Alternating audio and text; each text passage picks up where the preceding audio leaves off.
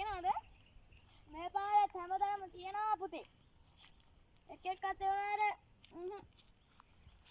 නෑ බලන්න එන්න පරිස්සමෙන් එද්දින් පුතේ. හා මාමා. මාමේ අපේ බල්ලට කවුරු හරි වෙඩි තියලා. පාරයි යාන් අතර මැරිලා ඉන්නවා. ආ පුතේ අංක බලන්න. මට සිවියනවා මං අත ඔබ කඳලක් දන්නේ නැහැ.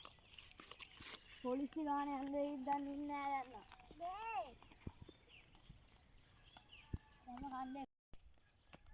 විලාට මං අර සතා මෙව කරේ මේ හැංගුවේ හත් වෙලා නැත්තම් මට හිරේ ගානේ යන්නත් වෙනවා. හොඳ වෙලාවට හැංගුවේ. නැත්තම් මට හිරේ අනිවාර්ය සුවසොත් යන්න වෙනවා.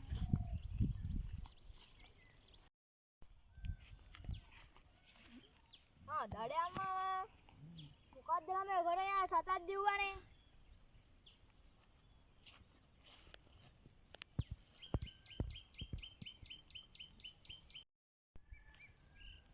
දඩේ අම්මා අහුන මස් වගේක් වන්නේ.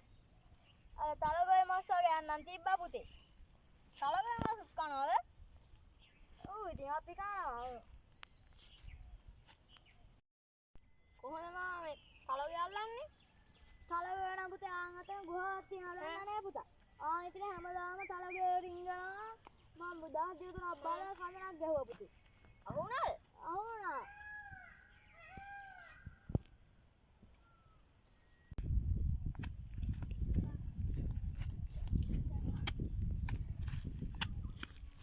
මොකද මාමි උනේ?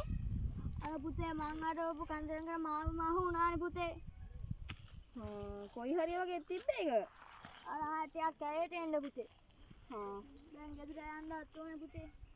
දැන් යනවා ගෙදර.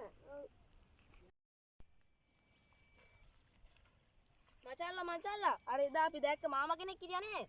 එයාට අර කඳමක් ඇදලානේ කියන්නේ. කකුල ටිකක් මෙව්වා වෙලා. හොඳ වැඩේ. මගේ බල්ලන් මරුවා. ඔහොම තමයි කාටත් කළගුණ පඩි දන්දනවා. ඒක තමයි බා.